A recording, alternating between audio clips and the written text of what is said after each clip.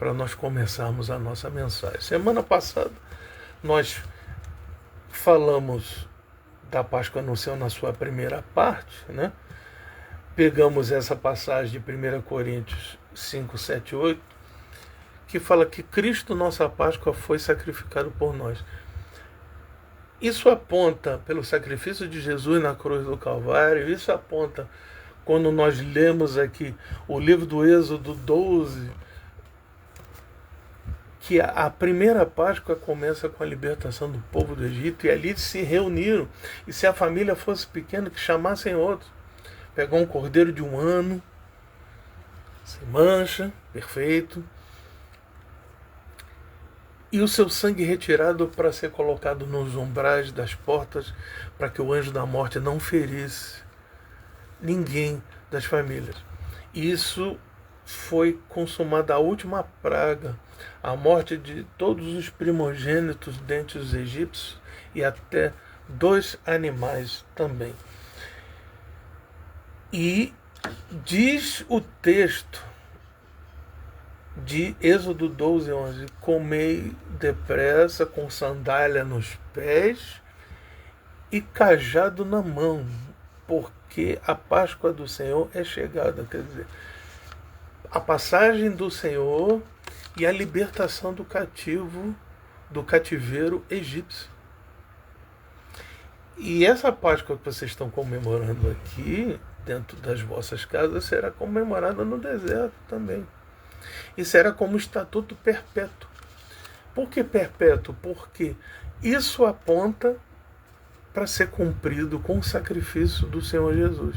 Por isso que João Batista, quando o vê no rio, ele batizava as pessoas com água, mas diz a palavra que viriam depois que batizaria com o Espírito Santo com fogo, que é o Senhor Jesus.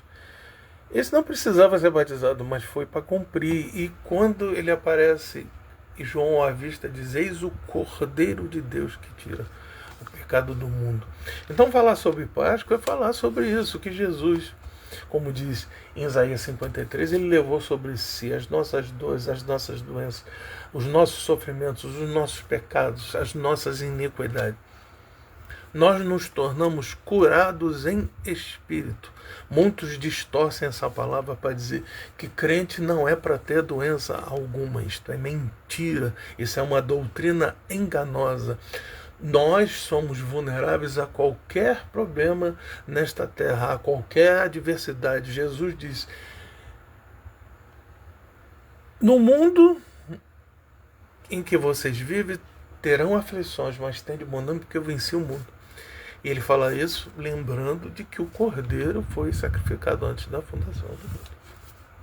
Então eu estou colocando isso, nós lemos aqui 1 Coríntios 11, falando do simbolismo do pão e do vinho, que era a questão do sangue e do corpo de nosso Senhor Jesus Cristo. Nós lemos Gênesis 14, 18 a 20, que Melquisedeque, que tipificava o sacerdote do Deus Altíssimo, rei de justiça, rei de paz, rei de Salém, trouxe esses elementos, pão e vinho, quando Abraão apresentava o dízimo dos despojos de guerra.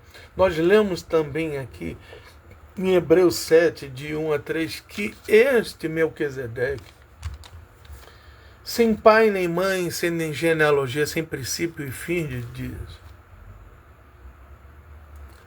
este foi uma das manifestações do Senhor Jesus no Antigo Testamento. O Abraão, ele foi chamado amigo de Deus porque, além de interagir com Melquisedeque, também quando 3 anjos aparecem para ele e ele começa a interceder ao anjo do Senhor, 2 vão lá para Sodoma, né, para tirar Ló de lá, um permanece, e um desses 3 anjos era o anjo do Senhor. E entendemos em interpretação que quando aparece o anjo do Senhor, como apareceu para Josué, Josué o adorou. Quando apareceu para a mãe de Sansão, ela também fez referência, mas é diferente do João, que é de Apocalipse, que é o João Evangelista, que quando o anjo aparece para ele, ele vai reverenciá-lo E o anjo o adverte: eu sou conservo teu e de teus irmãos, adora a Deus. Então essa diferença é chamada de teofonia, quando Jesus se manifesta no Antigo Testamento. E na realidade a palavra de Deus, como diz em Hebreus capítulo 1, versículo 1, Deus falava antigamente de várias formas, usava os profetas na sua escrita do Antigo Testamento, hoje fala através de seu Filho, que é a palavra. Então nós sabemos que em João capítulo 1, versículo 1, no princípio era o Verbo era Deus e o Verbo estava com Deus. A palavra era Deus e a palavra estava com Deus. E no princípio era essa palavra. E a palavra se fez carne e habitou no meio de nós. Jesus Cristo é totalmente Deus e totalmente homem. Colossenses 2 diz que nele habita corporalmente toda a plenitude da divindade. Então vamos ler aqui o texto de novo que foi separado. 1 Coríntios, capítulo 5, versículos 7 e 8. Purificai-vos, pois, do fermento velho, aqui está falando da antiga aliança, para que sejais uma nova massa, assim como estáis sem fermento, porque Cristo, nossa Páscoa, foi sacrificado por nós. E por isso façamos festa, e não com fermento velho, nem com fermento da maldade e da malícia, mas com os ázimos da sinceridade e da verdade. A nossa festa, a nossa celebração, não é uma celebração fútil. A nossa alegria consiste de que o sacrifício de Jesus foi doloroso para ele, foi doloroso para sua mãe, foi doloroso para quem estava ali assistindo. Houve muito sofrimento, mas que esse sofrimento transformou numa esperança. Assim como o povo foi liberto do cativeiro egípcio, mais de 400 anos ali sofrendo, e aquele clamor foi até Deus. Deus levanta Moisés como esse libertador, como essa voz.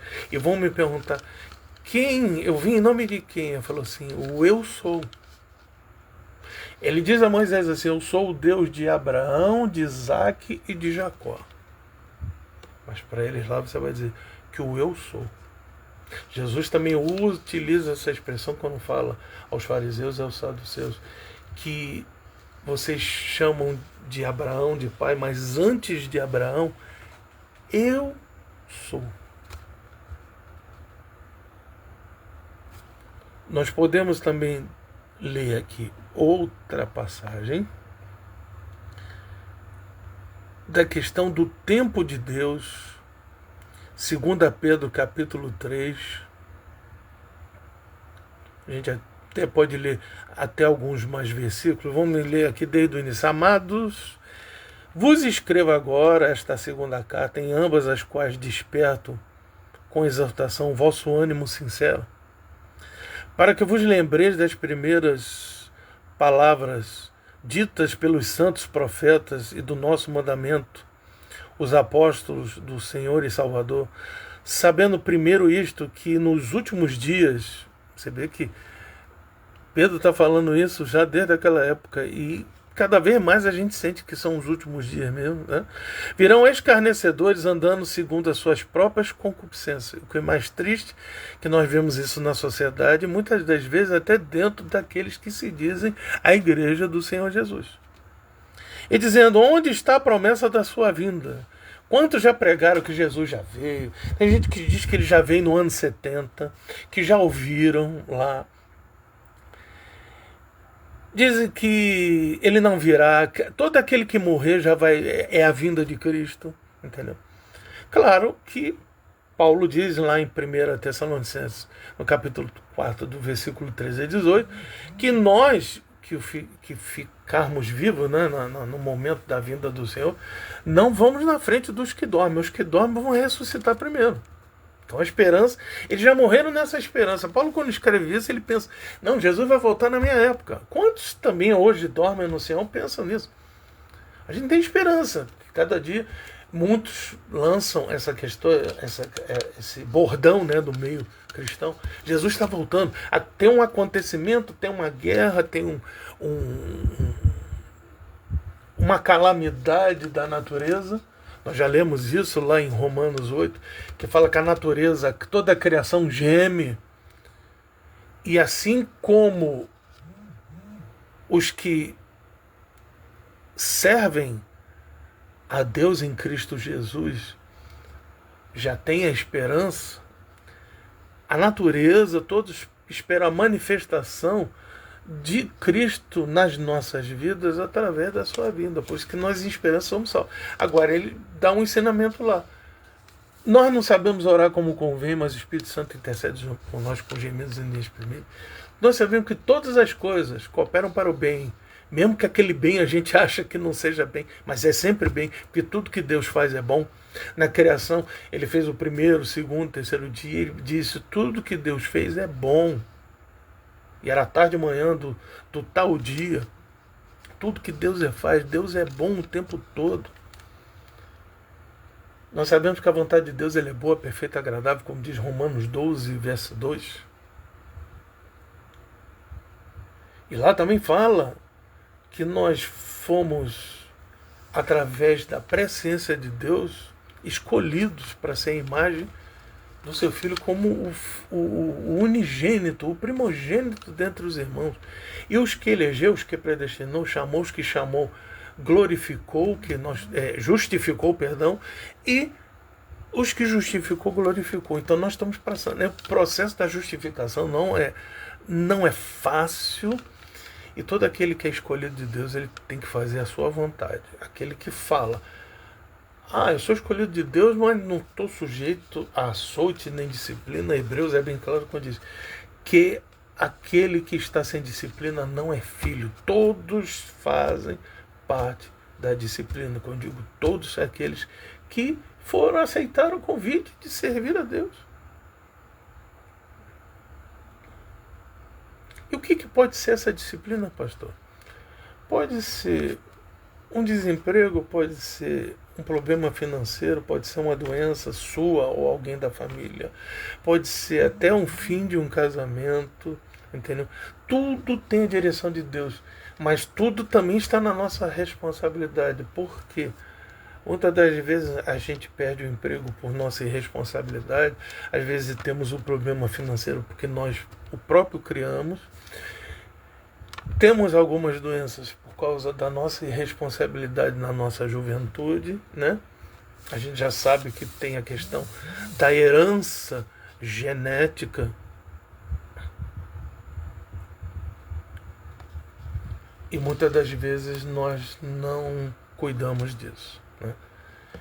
Fim de casamentos, por casamentos que não foram constituídos pela direção de Deus, né?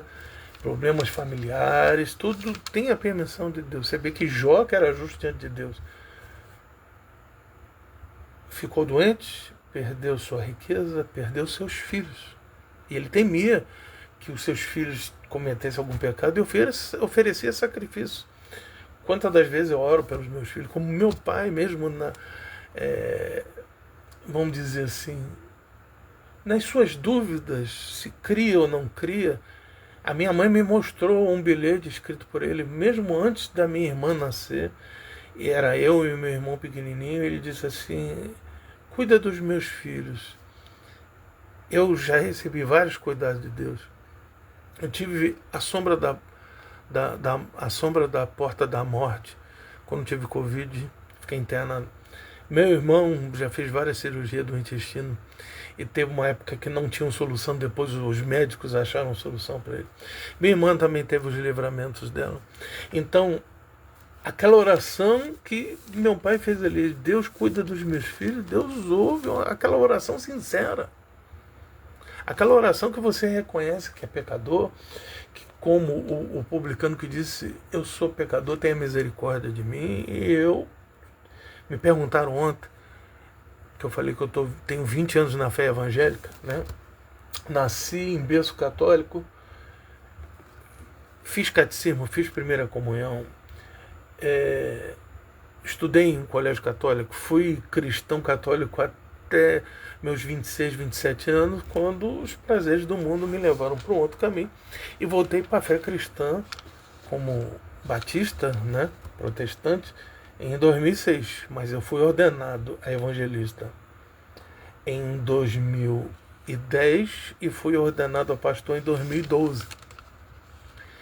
E as coisas não têm sido fáceis, mas confio a minha vida e dos meus familiares como um ministério que Deus colocou sobre a minha vida, porque primeiro é a família, depois é a igreja. Né? Primeiro Deus, depois a família e depois a igreja. Aos solteiros que cuidem das coisas do Senhor, aos casados que cuidem das coisas da sua cônjuge, de seus familiares. Né? Porque se nós não cuidarmos dos nossos, somos piores do que os infiéis. Então vamos voltar aqui à palavra. Né? Onde está a promessa da sua vinda? Porque desde que os pais dormiram, todas as coisas permanecem como estão desde o princípio da criação. E realmente é verdade. As coisas permanecem dessa forma. Teve o período do dilúvio, que mudou todo o cenário da Terra, né? Cientistas falam sobre isso, da questão do planeta Terra ter mais água do que antes da época do dilúvio. Né? Agora, eles voluntariamente ignoraram isto, que pela palavra de Deus, já desde a antiguidade existiram os céus e a terra, que foi tirada da água, no meio da água subsiste. É como eu disse agora. Pelas quais todas as coisas pereceu, o mundo de